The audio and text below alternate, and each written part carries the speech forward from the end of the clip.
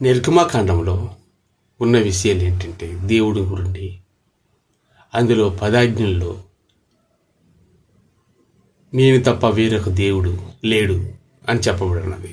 నీళ్ళ కింద కానీ దేని రూపం ముందు కానీ దేవుడు లేడు, నేను తప్ప వేరొక దేవుడు మీరు ఏ ఒక విగ్రహం ముందు కానీ దేని యందు కూడాను మీరు చేసుకున్న కూడా సాగల పడవకూడదు అని దేవుడు చెప్తున్న మాట.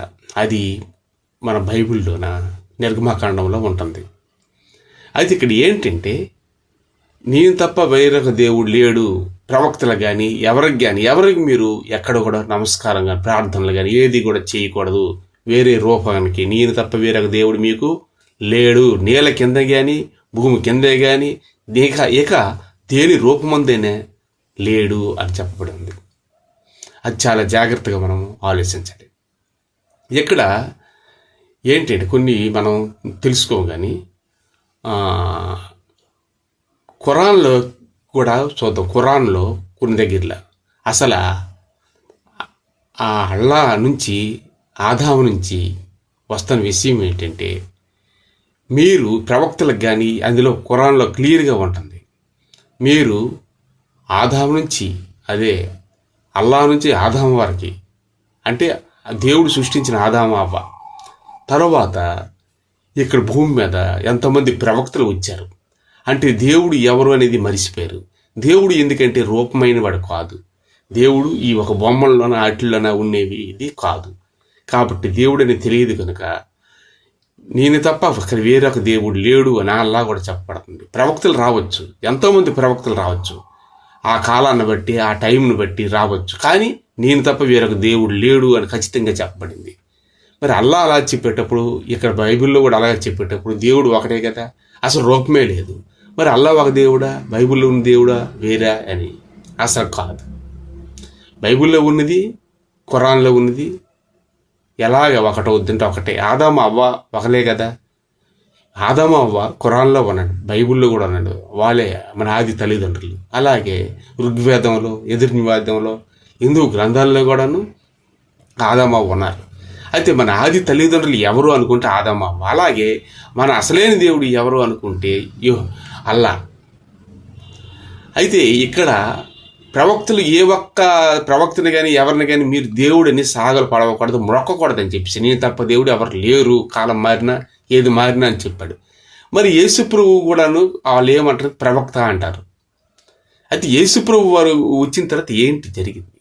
అసలు యోహాను గారు ప్రకటించారు, యేసుక్రీస్తు వస్తే ముందు నేను దారి సరారం చేయడానికి వచ్చాను, ప్రభువు మార్గం, నేను సాధారణమైన మనిషినే. యోహాను గారు ఒక ప్రవక్త, అడవుల్లో తోలు తట్టి కట్టుకుంటూ మిడతలు తినుకుంటూ ఆయన ఒక ప్రవక్త.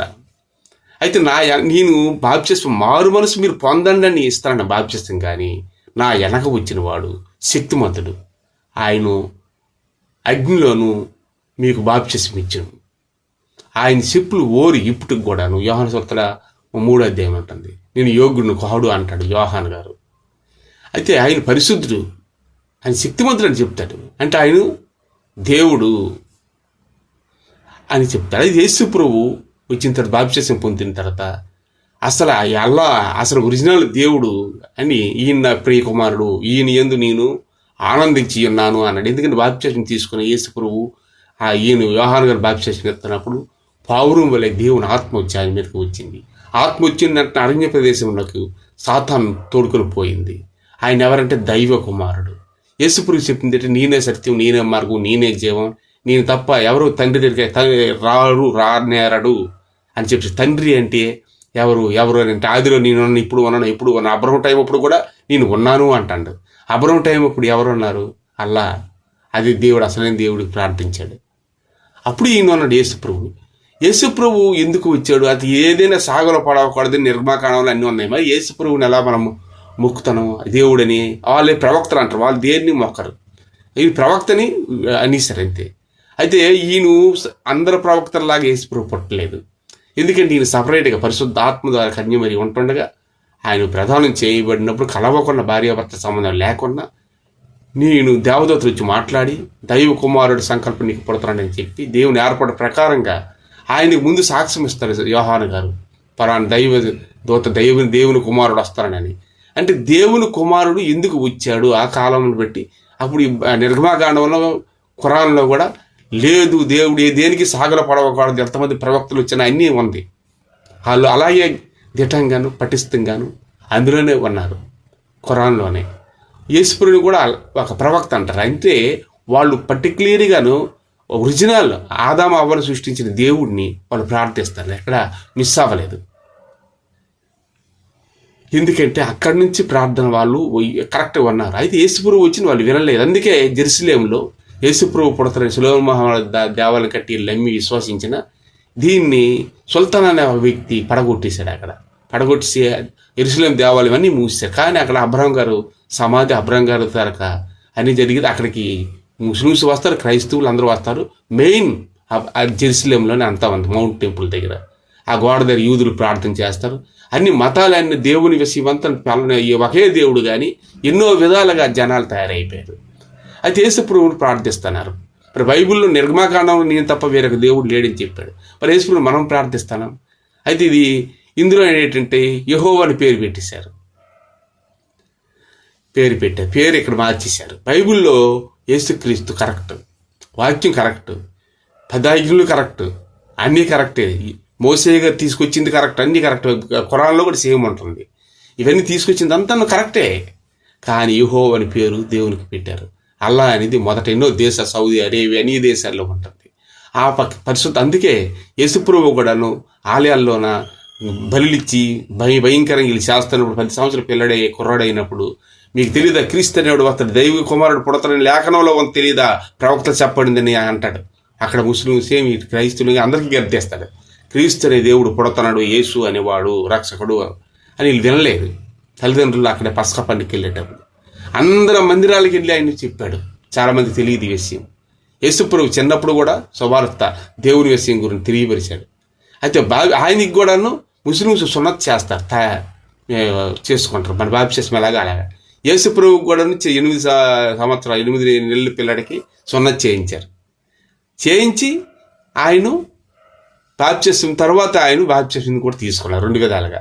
అందుకే సున్నతి బాప్తిస్మం బదులుగా తీసుకునేవాళ్ళు. ముస్లిం సున్నతే తీసుకుంటారు. అందరు ప్రవక్తంతా దేవుడు అది అంటారు, రైట్. అది పాత నిబంధన అంతా వాళ్ళు కరెక్ట్ తీసుకొచ్చేసారు. కానీ యేసుప్రభు దేవుడు కాదు అని వాళ్ళు అంటారు. అంటే అక్కడ అపొస్తలుడైన పౌలు యేసే క్రీస్తు దేవుడు, ఈయన ద్వారా నేను రక్షింపబడ్డాను అన్నాడు.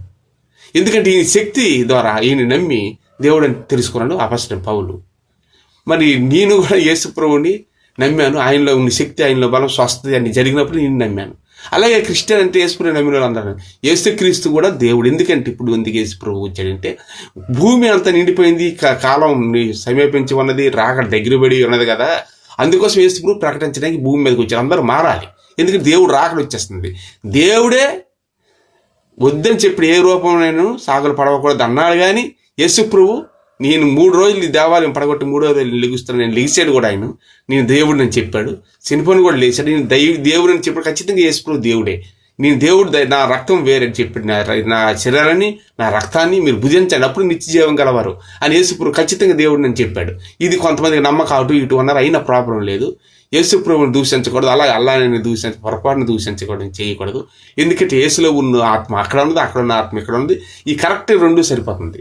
ఈ ఒక యెహోవా అనేది అంటే ఇది దేవునికి, ఇది మనకు, ఇది క్రిస్టియన్స్ కదా, మనకి బైబిల్లో ఉండాలి. వేరే సపరేట్గా దేవుడికి ఒక పేరు పెట్టేశారు. కానీ జరిగిన కథలు దావీదువన్నీ సేమ్ ఖురాన్లో ఉంటుంది, ఎక్కడా మిస్ కాలేదు.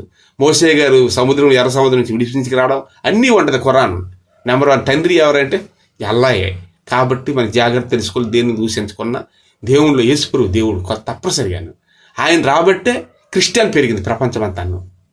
ముస్లిమ్స్ కానీ అందరికన్నా అంటే క్రిస్టియన్ వరల్డ్ అంటే దేవుడిని నిరూపించుకున్నాడు.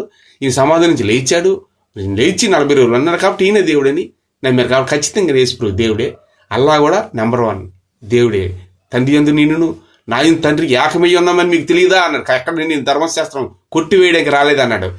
పురాతనం ప్రవక్తలు చెప్పేవన్నీ కరెక్టే, ఏది నేను కొట్టివేయడానికి లేదు, కానీ ధర్మశాస్త్రాన్ని నెరవేర్చడానికే వచ్చాను అన్నాడు. జాగ్రత్తగా అర్థం చేసుకో. Thank you.